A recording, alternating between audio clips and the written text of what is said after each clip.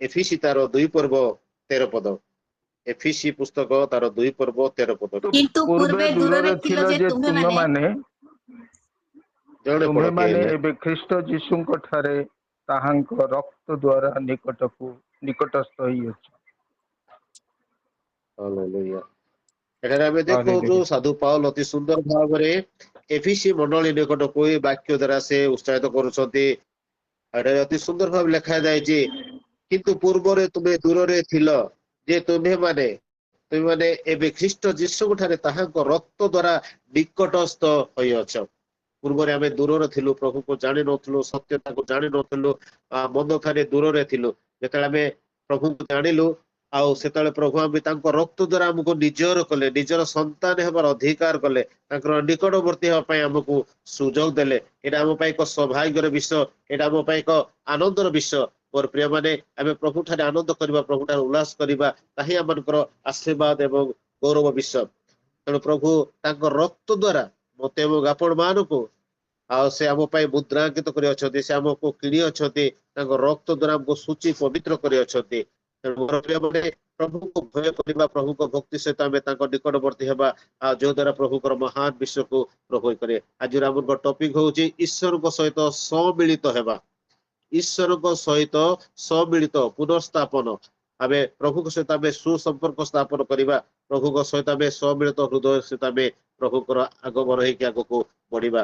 सेतिबे एफिसी तार 2:18 लेखा पढु अछि, आमे माने उभय एक आत्मा द्वारा पिताଙ୍କ निकटକୁ ଯିବା ପାଇଁ ପଥ ପାଇଅଛୁ। ଆମେନ୍। ताहांक द्वारा पवित्र आत्मा को साहाय्य पितांक निकट को जीवा पाए आमे पथ पाई अछु। जगत अनेक पथ अछि, किंतु पितांक निकट जीवा पाए प्रभु हमको पथ खोली अछथि। से हम पाए बलिदान हेबा द्वारा से हमको प्रेम कले। आमे अबाट रे थिलु, आमे दूर रे थिलु, प्रभु हम पाए से रास्ता खोली देले। सेति में प्रभु कहले मु पथ सत्य ओ मो जीवन, मो देई न गले के मोदा पितांक निकट को जाय परिबो नै। प्रभु हम पाए रास्ता खोली दे अछथि, रास्ता पथ से खोली दे अछथि। प्रभु हमरकर पथ से होचंदी सत्य, से होचंदी जीवन। आमे तांको देई आमे जेतले पितांक निकट जीवा, आमे तांकर निकटवर्ती परिबा। सेति पय याकूब तार 4:8 पद लेखाय जे प्रकार तुमे मोर निकटवर्ती हो, सेथिरे मु तुमनकर निकटवर्ती हेबी। आमे ईश्वर को जेतले निकटवर्ती हेबा, प्रभु मते हमरकर निकटवर्ती हेबे। आमे की प्रकार भाबरे ईश्वर को निकटवर्ती हे परिबा? प्रत्येक दिन ईश्वर को वाक्य पढ़िबा द्वारा, प्रत्येक दिन आराधना करबा द्वारा, प्रत्येक दिन प्रार्थना करबा द्वारा आमे ईश्वर को निकटवर्ती हे थाउ।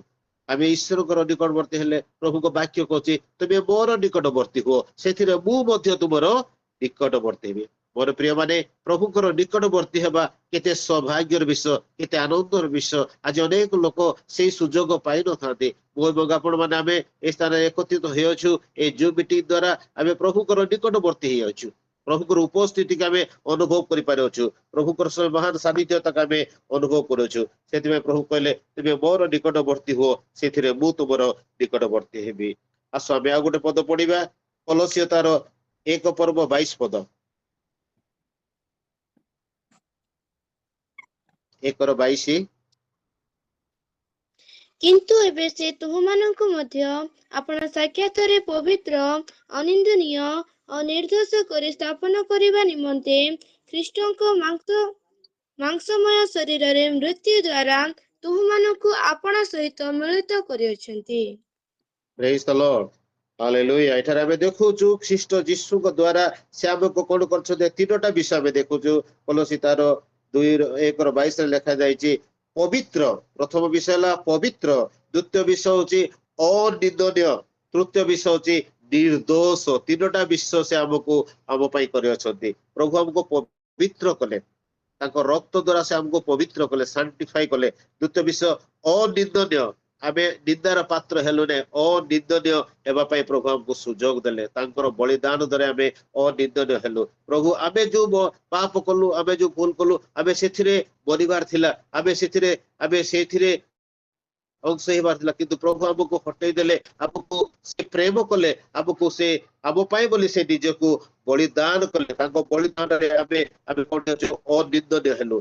तृतीय रे आमे देखुछु आ निर्दोष, निर्दोष आमको से कले निर्दोष भाव में प्रभु आमको बाछिले निजको पसंद कले निजको आमको निजर संतान होगा अधिकार देले एठारे आमे तीनोटा विषय देखलो प्रथम विषय है पवित्र द्वितीय विषय है अनिंदनीय तृतीय विषय हूँ निर्दोष निर्दोष भाव में प्रभु मते आपण मान बाछी अच्छा निजर संतान अधिकार दे अच्छा तेणु प्रभु को मान धन्यवाद हो आम प्रभु को निमंते अधिक अधिक पवित्रता सिद्धता जीवन काटिया आम चेष्टा करबा प्रभु को वाक्य लिखाई आम्भे पवित्र तुम्हें पवित्र हो आम्भे पवित्र तुम्हें पवित्र हो बारंबार ये वाक्य आम अनेक थर आम पढ़ीचु आम शुणीचु तेणु प्रभु को वाक्य हमको आज पवित्र होगापाई चाहूँ प्रभु को वाक्य आज हमको पवित्र करने चाहे आम जो पवित्र प्रभु कहले आम्भे पवित्र तुम्हें पवित्र हुओ आम पवित्रतार प्रभु को गौरव करवा प्रशंसा करवा महिमा करवा पवित्रता एक बहुत विश्व आम अनेक समय अपवित्रता भाव में जीवन काटी था बंधतार जीवन काटी था आम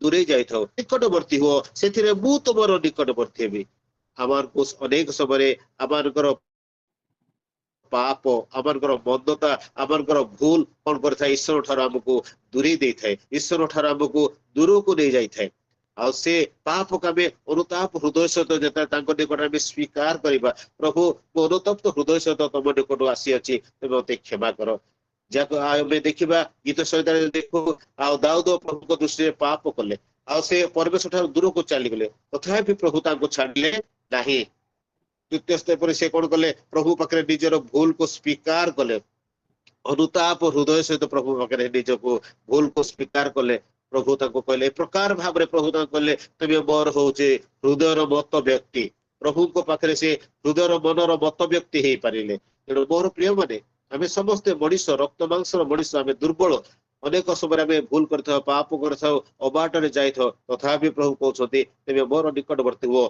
से मु तुम निकटवर्ती हेबी से रक्त आमको निकटवर्ती होगापी निकट को सूची होगापी निकट पवित्र होगापी मत आपण मान को साहाय्य करो से रक्त द्वारा ही आम प्रभुकर निकटवर्ती हो पार एफिसी तार 2:13 पद गोटे पढ़ा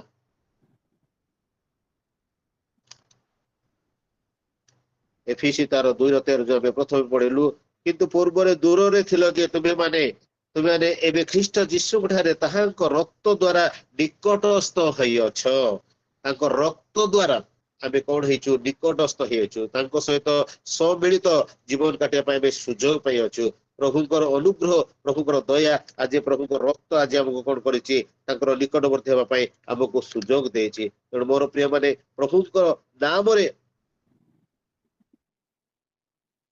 सब किछि संभव nothing impossible everything is possible से ईश्वर को वाक्य कहे तुम्हें मोर निकटवर्ती हो ईश्वर को निकटवर्ती हो से आमर निकटवर्ती हेबे तेणु मोर प्रिय माने ए जीवन अवशिष्ट काल आम देखा प्रथम पितर तार 4:2 पद जदि पढ़ा आमर जीवन अवशिष्ट काल जगतर कु अभिलाष अनुसार जीवन क्षेपण नक ईश्वर को इच्छा अनुसार आम जीवन क्षेपण करवा जागतिक जीवन अवशिष्ट काल रेस्ट ऑफ टाइम पढ़तु आप गोटे पढ़तु प्रथम पितर तार 4:2 पद प्रथम पितर तार 4 पर्व 2 पद जेपरि तुमे माने जागतिक जीवनर अवशिष्ट काल मनुष्यर को अभिलाष अनुसार क्षेपण न करी ईश्वरक इच्छा अनुसार क्षेपण कर हालेलुया जेपरि तुमे जागतिक जीवनर अवशिष्ट काल रेस्ट ऑफ टाइम आमर बयस कार 30 वर्ष 40 वर्ष कार 50 वर्ष वाक्य अनुसार आम 70 कि 80 वर्ष पर्यंत आम बंचा किंतु प्रभु को वाक्य कौन कहते तुम जीवन अवशिष्ट काल आज पर्यंत कार बयस केते आपण माने निजे निजर बयस जानते जो रेस्ट ऑफ टाइम जो अवशिष्ट समय आम ईश्वर को इच्छा अनुसार क्षेपण करने चेष्टा करवा प्रत्येक दिन ईश्वर को भय भक्तिर सहित प्रत्येक दिन प्रार्थना उपासना वाक्य पढ़े मेडिटेशन करिबारे अधिक आम समय देवा जो द्वारा ए जगत होची बंद जगत ए जगत होची पापमय जगत ए जगत होची प्रभु परमेश्वर ठार आमको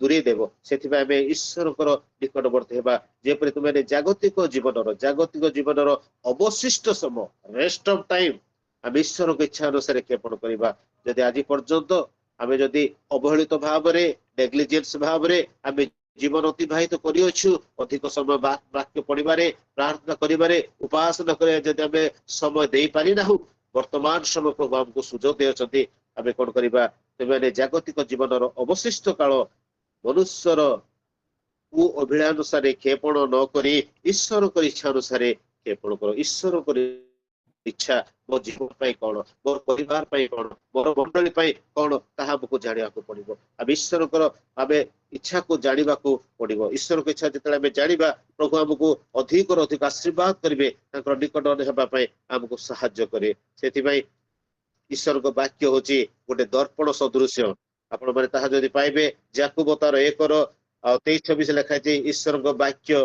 गोटे दर्पण सदृश सेटा हमर भूल दोष को सेटा हमको देखै दै थाए ईश्वर को वाक्य जे याकूब तार 1:22 लिखा छै आ आमे जेति श्रोता मात्र नहे तार कर्मकारी हेबा पई आमे चेष्टा करिबा आमे श्रोता मात्र खाली सुनिबा लोक नहे कि तार कार्यकारी हेबा पई चेष्टा करिबा तार आमे जेपरि श्रोता मात्र नहे तार कर्मकारी हेबा पई आमे चेष्टा करिबा अनेक ईश्वर को वाक्य रे अनेक गभीर विषय अछि आ तार याकूब तार 23:29 लिखा है ईश्वर वाक्य हूँ हातुड़ सदृश ताकर अस्थि बजा को भेद करता है हातुड़ी सदृश आम ईश्वर वाक्य आ दिधाड़ खड़ग खंडा सदृश से आमको आम जीवन को आमको पटे दे था वाक्य पठे से आमको सुस्थता दिखते गीत संहिता 109:20 लिखाई वाक्य पठाई प्रभु हमको सुस्थता दिखते आमको पाप क्षमा करते आम समस्त भूल अपराध को मार्जना करते तेणु मोर प्रिय माने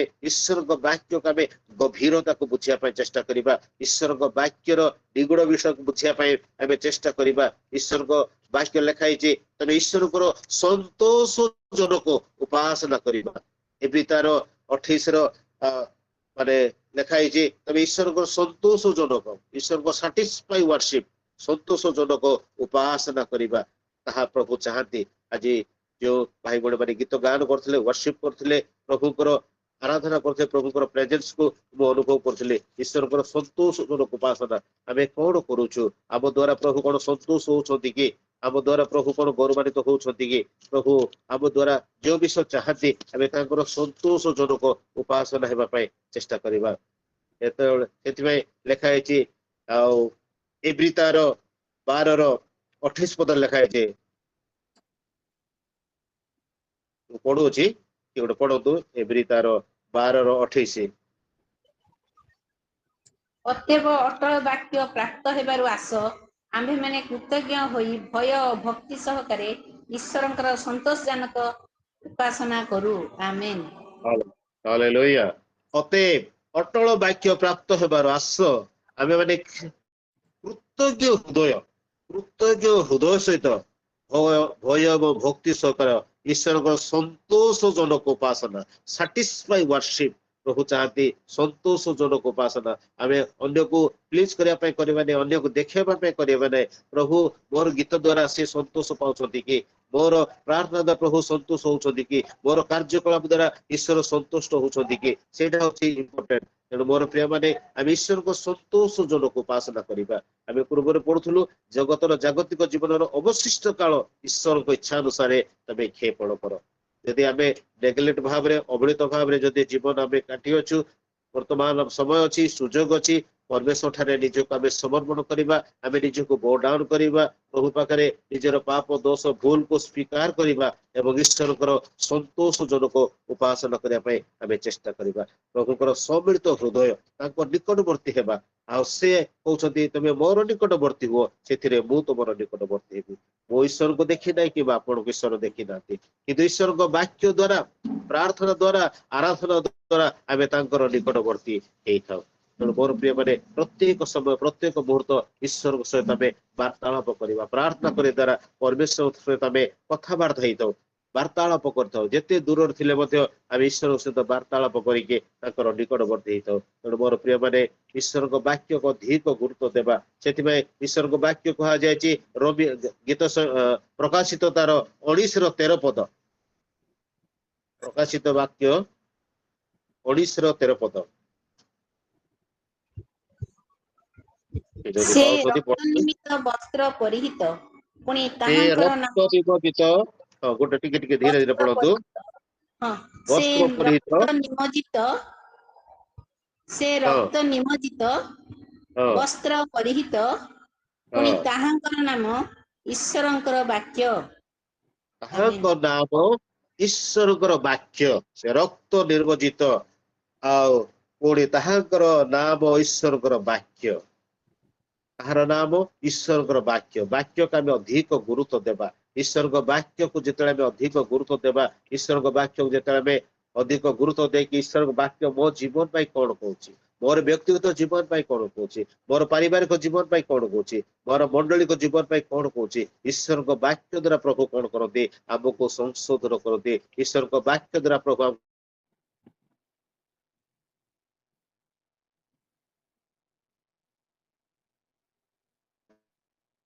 ପରୀକ୍ଷନ୍ତି। ଆମେ ଅତି ଅତି ଯତ୍ନ ସହିତ ଜାଗ୍ରତ ସହିତ ପିତାଙ୍କ ସହିତ ସମ୍ମିଳିତ ହେଇପାରିବା। ଆମେ ଦେଖୁ ଆଦମ ଅବାଙ୍କ ବିଷୟରେ ଆପଣ ମାନେ ସମସ୍ତେ ଜାଣିଛନ୍ତି।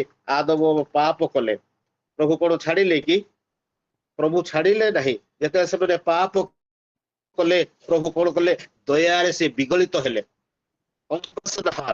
ଦୟାରେ ବିଗଳିତ ହେଲେ। ଆଉ ସେମାନଙ୍କ ପାଇଁ ଗୋଟେ ବେଶକୁ ସେ ମାରିଲେ, ଆଉ ସେମାନଙ୍କୁ ଢାଙ୍କି ଦେଲେ, ତାଙ୍କର ପାପକୁ ଢାଙ୍କି ଦେଲେ। ଆଉ ଈଶ୍ୱର ଆଉ ସେମାନେ ଈଶ୍ୱରଙ୍କ ସହିତ ସେମାନେ କଣ ହେଲେ? ଈଶ୍ୱରଙ୍କ ସହିତ ସେମାନେ ସହଭାଗିତାରେ ଶାନ୍ତିରେ ଆନନ୍ଦରେ ସେମାନେ ରହିପାରିଲେ ନାହିଁ। ପରିବେଶ ଠାରୁ ସେମାନେ ଦୂରେଇ ଗଲେ। ଆଉ ପ୍ରଭୁ ପ୍ରେମକାରୀ ପରିବେଶର, ସେ ଦୟାରେ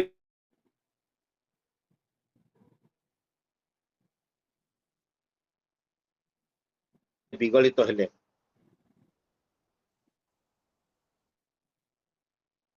ଆଉ ସେମାନଙ୍କୁ ପୁନର୍ବାର ଆଉ ତାଙ୍କ ନିକଟକୁ ଆଣିଲେ, ତାଙ୍କ ନିକଟକୁ ନେଇଗଲେ, ପୁନର୍ ସେମାନଙ୍କୁ ମିଳିତ କଲେ। ପ୍ରଭୁ ସେମାନେ ଅଧିକାର ଦେଲେ, ପ୍ରଭୁ ସେମାନଙ୍କୁ ଛାଡ଼ିଲେ ନାହିଁ। ମୋର ପ୍ରିୟ ମାନେ, ଆଦମ ବା ପାପ କଲେ, ସେମାନେ ଲୁଚିଲେ, ପରିବେଶ ଠାରୁ ଦୂରେଇ ଗଲେ। ଆଉ ଆଦମକୁ ଯେତେବେଳେ ପ୍ରଭୁ ପଚାରୁଛନ୍ତି, ସେ ହବାକୁ ଦେଖୁଛନ୍ତି ତାଙ୍କ ଆଉ ସେ ଦେବାର ମୁଁ ଖାଇଲେ। ଅବାକୁ ଯେତେବେଳେ ପ୍ରଭୁ ପଚାରୁଛନ୍ତି, ସେ କାହାକୁ କଲେ? ମାନେ ଏଇଟା ହଉଛି ମାନେ ଇନ୍ ଦ ବିଗିନିଂ, ଆରମ୍ଭରୁ ମଣିଷର ନିଜର ଦୋଷକୁ ନିଜେ ଡାଇରେକ୍ଟ ସ୍ୱୀକାର ନ କରିକି ଅନ୍ୟକୁ ଦୋଷାରୋପ କରିଥାଉ, ଅନ୍ୟକୁ ଆମେ କହିଥାଉ, ଅନ୍ୟ ପ୍ରତି ଆମେ କଣ କରିଥାଉ? ସେ କହିବାରୁ ମୁଁ କଲେ, ସେ ପରା କଲା, ମୁଁ କରି ନାହିଁ। ଏଇ ଯୋଉ ମଣିଷର ଯୋଉ ବିଷୟ ଅଛି ଆମ ଜୀବନରେ ମଧ୍ୟ ଆଜି ସେଇ କୁପ୍ରଭାବ, ସେ ମନ୍ଦତା ଆଜି ମଧ୍ୟ ଆମ ଜୀବନରେ କାର୍ଯ୍ୟ କରୁଛି। ଆଦମ ବାବାଙ୍କ ଜୀବନରେ ଯେମିତି କାର୍ଯ୍ୟ କରିଥିଲା, ଆଉ ଆଜି ସେଇ ପ୍ରକାର ଆମ ଜୀବନରେ ମଧ୍ୟ କାର୍ଯ୍ୟ କରୁଛି। ଆମେ ଡାଇରେକ୍ଟ ନିଜର ପାପକୁ ସ୍ୱୀକାର କରିବା, ଅନୁତାପ ହୃଦୟ ସହିତ ଆମେ ଅନ୍ୟକୁ ଦୋଷାରୋପ କରିବା ନାହିଁ, ଅନ୍ୟ ଆଙ୍ଗୁଠି ଦେଖେଇବା ନାହିଁ। ମୁଁ ଯଦି ଅନ୍ୟ ଆଙ୍ଗୁଠି ଦେଖଉଛି, ଏ 4ଟି ଆଙ୍ଗୁଠି ମତେ ନିଜକୁ ଦେଖଉଛି। ଆମେ ଅନ୍ୟକୁ ଦୋଷାରୋପ କରିବା ନାହିଁ। ଆଉ ପ୍ରଭୁ ଏକ ମହତ୍ କାର୍ଯ୍ୟ କରିବେ, ଏକ ମହତ୍ କାର୍ଯ୍ୟ କରିବେ। ପ୍ରଭୁ ସେ ଗୌରବାନ୍ୱିତ ହେବେ, ସେ ପ୍ରଶଂସିତ ହେବେ, ସେ ମହିମାନ୍ୱିତ ହେବେ। ତେଣୁ ଆସ ଆମେ ଆଉ ଗୋଟେ ପଦ ପଢିବା, ଜନତାର 15 ପର୍ବ 3 ପଦ। ଜନତାର 15 ପର୍ବ 3 ପଦ। ଏ ଯଦି ପାଉଛନ୍ତି ପଢନ୍ତୁ। ମୁଁ ଧୀରେ ତୁମମାନଙ୍କୁ ଯେଉଁ ବାକ୍ୟ କହିଅଛି, ସେଥି ଯୋଗୁଁ ତୁମ୍ଭେମାନେ ଧୀରେ ଧୀରେ ମୁଁ ପଢନ୍ତୁ, ମୁଁ କହୁଛି। ହଁ, ମୁଁ ମୁଁ ତୁମ୍ଭମାନଙ୍କୁ ଯେଉଁ ବାକ୍ୟ କହିଅଛି, ସେଥି ମୁଁ ଯୋଗୁଁ ତୁମମାନଙ୍କୁ ଯୋଉ ବାକ୍ୟ କହିଅଛି, ହଁ ତୁମ୍ଭେମାନେ ପରିଷ୍କୃତ ହଁ, ହୋଇ ସାରିଅଛ। ଆମେନ୍। ସେଥିଯୋଗୁଁ ତୁମେ କଣ ହେଇଛ? ପରିଷ୍କୃତ ହୋଇସାରିଅଛ। ଈଶ୍ୱରଙ୍କ ବାକ୍ୟ ଦ୍ୱାରା ଆମେ ପରିଷ୍କୃତ ହେଇପାରିଅଛୁ। ଈଶ୍ୱରଙ୍କ ବାକ୍ୟକୁ ଅଧିକ ଆମେ ଜୋର ଦେବା, ଗୁରୁତ୍ୱ ଦେବା। ଈଶ୍ୱରଙ୍କ ବାକ୍ୟ ଦ୍ୱାରା ପ୍ରଭୁ କଣ କରିବାକୁ ପରିଷ୍କୃତ କରିଛନ୍ତି? ଆମର ବିବେକ, ଶୁଚି ହୃଦୟ, ଶରୀର, ମନ, ପ୍ରାଣ, ଆତ୍ମା ଆଉ ଶୁଚି କରି ପବିତ୍ର କରିକି ଆଉ ସେ ତାଙ୍କର ନିକଟ ବସିବା ପାଇଁ ଚାହାନ୍ତି। ପ୍ରଭୁ ଚାହାନ୍ତି ଆମେ ପବିତ୍ର ହଉ। ପ୍ରଭୁ ଚାହାନ୍ତି ଆମର ମନ, ପ୍ରାଣ, ଆତ୍ମା, ଶରୀରକୁ ଆମେ ଶୁଚି କରିବା, ପବିତ୍ର କରିବା। ପ୍ରଭୁ ଠାରୁ ଆମେ ଯଦି ଦୂରେଇ ଯାଇଛୁ, ପ୍ରଭୁ ପାଖରେ ଆମେ ନିଜକୁ ବୋ ଡାଉନ କରିବା। ପ୍ରଭୁ ମୋ ଜୀବନରେ, ଆପଣଙ୍କ ଜୀବନରେ ଏକ ବହୁତ କାର୍ଯ୍ୟ କରିବେ। ଆସ ଆମେ ଗୋଟେ ପଦ ପଢିବା, ଯିଶାୟା 48 ପଦ 11 ପଦ। ଯିଶାୟା 48 11 ପଦ।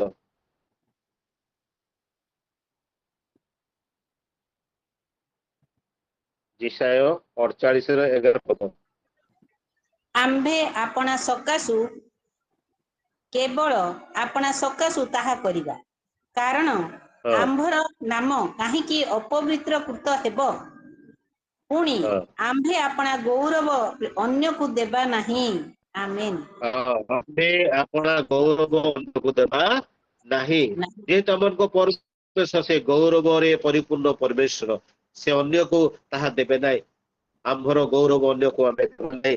ଆପଣଙ୍କୁ ଆପଣ ନାମକୁ ପବିତ୍ର କରିବା ପାଇଁ ସେ ଦେବେ ନାହିଁ। ତେଣୁ ପ୍ରଭୁ କହୁଛନ୍ତି, ବାକ୍ୟ କହୁଛି ଆମ୍ଭେ ପବିତ୍ର ତେବେ ପବିତ୍ର ହୁଅ। ଆମେ ପବିତ୍ର ହେବା। ପ୍ରତ୍ୟେକ ଦିନ ଆମେ ନିଜ ଇଚ୍ଛାରେ ତ ପବିତ୍ର ହେଇପାରିବେ ନାହିଁ। ଈଶ୍ୱରଙ୍କ ବାକ୍ୟ ପଢିବା ଦ୍ୱାରା, ପ୍ରାର୍ଥନା କରିବା ଦ୍ୱାରା, ଉପବାସରେ ଆମେ ପ୍ରଭୁ ପାଖରେ ନିଜକୁ ଯେତେବେଳେ ଆମେ ସମର୍ପଣ ହେଇଥାଉ, ବୋ ଡାଉନ ହେଇଥାଉ, ପ୍ରଭୁ ଆମକୁ କଣ କରିଥାନ୍ତି? ପବିତ୍ର କରନ୍ତି। ଆମେ ପବିତ୍ରତାରେ ସିଦ୍ଧତାରେ ଆମେ ପିତାଙ୍କ ସହିତ, ଆମ ପିତାଙ୍କ ସହିତ କଣ ହେଇଥାଉ? ଆମେ ସମ୍ମିଳିତ ହୃଦୟ, ସଂଯୁକ୍ତ ଜୀବନ ଆମେ କାଟିବା ପାଇଁ ଆମେ ସୁଯୋଗ ପାଇଥାଉ। ତେଣୁ ମାନେ ପ୍ରଭୁଙ୍କ ସହିତ ଆମେ ଅଧିକରୁ ଅଧିକ ଘନିଷ୍ଠ ଜୀବନ କାଟିବା ପାଇଁ ଆମେ ଚେଷ୍ଟା କରିବା। ଆସ ଆମେ ଆଉ ଗୋଟେ ପଦ ଦେଖିବା। ଆପଣ ମାନେ ମୋ ସହିତ ପଢିବେ। ପ୍ରଥମ କରନ୍ତି ତାର 6:11 ପଦ। ପ୍ରଥମ କରନ୍ତି 6:11 ପଦ।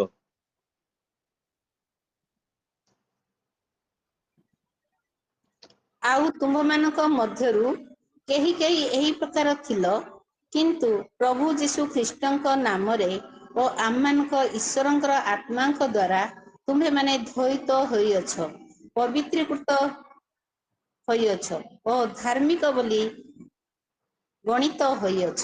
ଆମେନ୍। ହାଲେଲୁୟା। ପ୍ରଭୁ ଯୀଶୁଙ୍କ ନାମରେ ଆମେ କଣ ହେଇଛୁ? ଅପବିତ୍ରତା ଥିଲୁ। ପ୍ରଭୁଙ୍କ ନାମରେ ଆମେ, ପ୍ରଭୁ ଆମକୁ କଣ ଧୌତ କଲେ, ମାର୍ଜନା କଲେ, ସେ ଧୋଇଲେ, ସେ ନିର୍ମଳ କଲେ, ଆମକୁ ସଫା କଲେ। ସେଥିପାଇଁ ସେ କହୁଛନ୍ତି ଆମ୍ଭେ ପବିତ୍ରକୃତ କଲୁ। ଆମ୍ଭେ ଆଉ ଅପବିତ୍ର ଭାବେ ରହିଲୁ। ପ୍ରଭୁ ଆମକୁ କଣ କଲେ? ଧାର୍ମିକ ଗଣିତ କଲେ। ଧାର୍ମିକ ଗଣିତ କଲେ। ପ୍ରଭୁଙ୍କ ନାମରେ ଆମେ କଣ ହେଇଛୁ? ଧାର୍ମିକ ଗଣିତ ହେଇଅଛୁ। ଆଉ ପ୍ରଭୁ ଆମକୁ କହିଲେ ଆମ୍ଭେ ପବିତ୍ର ତୁମେ ପବିତ୍ର। ପ୍ରଭୁଙ୍କ ନାମରେ ଆମେ ଧାର୍ମିକ ଗଣିତ ହେଇପାରିଅଛୁ।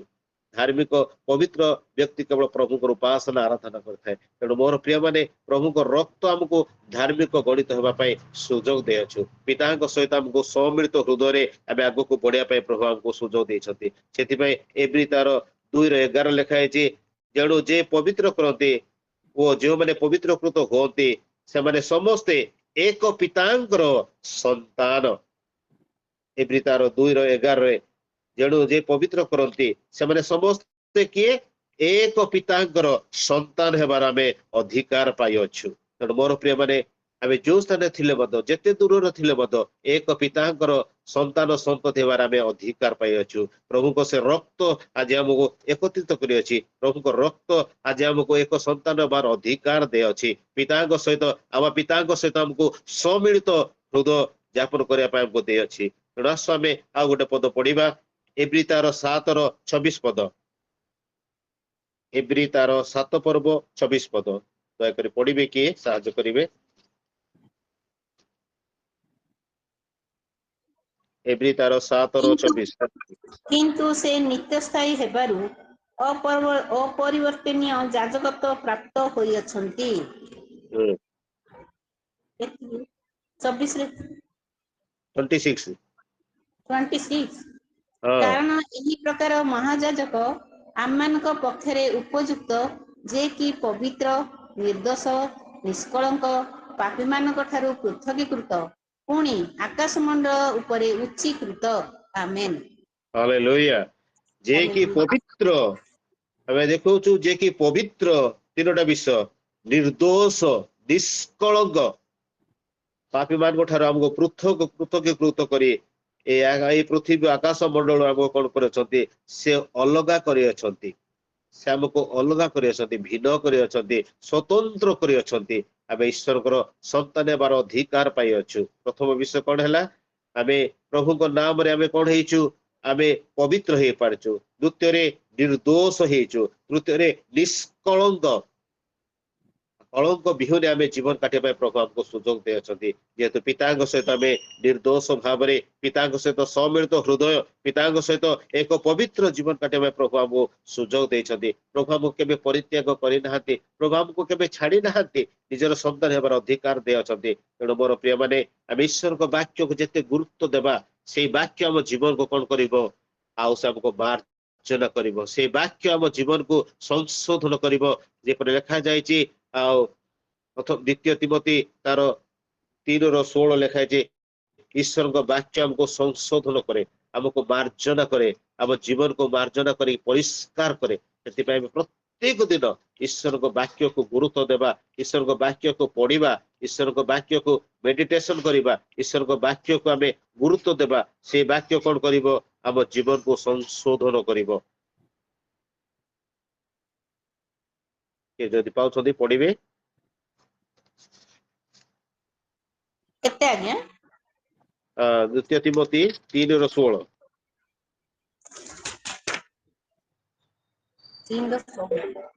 समस्त शास्त्र ईश्वर निश्चित एवं शिक्षा अनुजग संशोधन और धार्मिकता संबंधी शासन निमंते उपकारी। हालेलुया।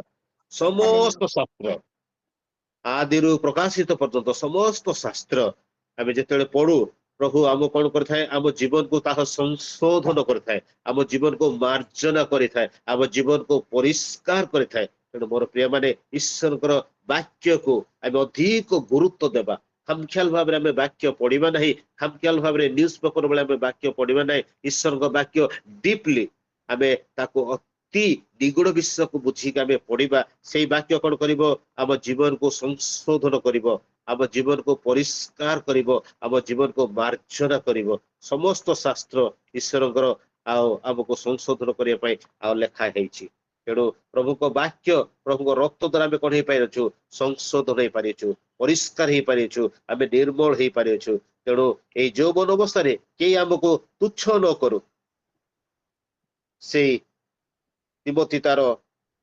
4:12 पद लिखाई अनेक युवा युवती आज पथभ्रष्ट होने अबाटे जाइछन्ति मु प्राय देखु आज जो मीटिंग प्राय युवा युवती माने जोग देइछन्ति बोली मु आशा करूची पढ़िबे हे पद गोटे 4:12 पद प्रथम तिमोथी 4:12 तुमर यौवन अवस्था सकाशे केही तुमको तुच्छ न करू किंतु वाक्यरे तुच्छ न करू किंतु वाक्यरे आचरण रे प्रेम रे विश्वास रे और पवित्रता रे विश्वासी मानकर आदर्श स्वरूप हुओ विश्वासी मानकर आदर्श स्वरूप हुओ कहीं तुमको तुच्छ न करंतु केतेबेले ए यौवन अवस्था रे जीवन तीनटा अवस्था थाए गोटे शिशु अवस्था आ गोटे यौवन अवस्था आ गोटे वृद्ध अवस्था तीनटा विषय आपण मान निकट रखा चाहे तीनटा अवस्था आम ये अवस्था देख आम समस्त गति कर प्रथम है शिशु अवस्था आम जो शिशु अवस्था पर आम यौवन अवस्था को आम प्रवेश कर वृद्ध अवस्था प्रभु यौवन समय कथा से कहती से साधु पाउल अति सुंदर भाव में तिमोथी कोई वाक्य द्वारा से उत्साहित कहती आ यौवन सकाशे कहीं तुमको तुच्छ न करू यौवन समयटा एक गुरुत्वपूर्ण समय एक इम्पोर्टेंट समय आम सब किसी आम बौडाने प्रभु पाखे फास्टिंग उपवास प्रार्थना करवा आम बौडाने की ईश्वर को वाक्य को अधिक आम गुरुत्व देके आम पढ़ी पारिबा प्रभु को उपासना करवा आराधना करिपरिबा प्रभु को निमंते एक आम उद्योगी जीवन काटी पारिबा प्रभु यंग समय को चाहते यंग समय युवा समय आम अधिक प्रभु को निमंते आम जेपरी व्यवहारित हो पारिबा से प्रभु आमको साहाय्य करते से हितपद लिखाई युवा मनुष्य गीत संहिता 119:9 लिखाई युवा मनुष्य कि प्रकार अपना पथ परिष्कार करें ईश्वर वाक्य को संचय करवा ईश्वर वाक्य निज हृदय मध्य रखा ईश्वर वाक्य को अधिक गुरुत्व देवा से वाक्य द्वारा प्रभु आम जीवन को मार्जना करेंगे से मोर प्रिय माने आम प्रभु को पाखे प्रत्येक दिन निर्दोष निष्कलंक एवं सहित एक पृथकीकृत जीवन काटिया आम चेष्टा करवा प्रभु कहले आम्भे पवित्र तेबे पवित्र हुआ आम प्रत्येक दिन ईश्वर निकट में निजक पवित्र करवा निजक सिद्ध करवा निजक प्रभु पाखे आम बो डाउन करवा आस आम जिते जन प्रभु वाक्य आम अच्छु ये जो मीटर जिते आम योगदान करछु समस्त आम निजक समर्पण होगा प्रभु पाखे निजक प्रभु पाखे निजक समर्पण होगा प्रभु मो जानतर हो अजाणतर हो ज्ञात सारे हो अज्ञात सारे हो जदि तुम दृष्टि मो पाप कर जीवन अवशिष्ट काल रेस्ट ऑफ टाइम मु तुमरी गौरव पाए निजको मु समर्पण होगा चाहे प्रभु मत तुम्हें व्यवहार कर आस मोर प्रिय मैंने आम प्रभु कटारे 2 मिनट आम प्रार्थना करवा मु पदे गीत गाइबी आ से समय प्रभु कटारे आम निजको समर्पण होगा प्रार्थना सुन मोर प्रभु प्रार्थना सुन प्रार्थना सुन मोर प्रभु प्रार्थना सुन मुझे दिनहीन करे निवेदन मुझे दिनहीन करे निवेदन लत मोर कर ग्रहण लत मोर कर ग्रहण प्रार्थना सुन मोर प्रभु प्रार्थना सुन किए अछि ए जगत रे मो प्रार्थना सुनिबाकू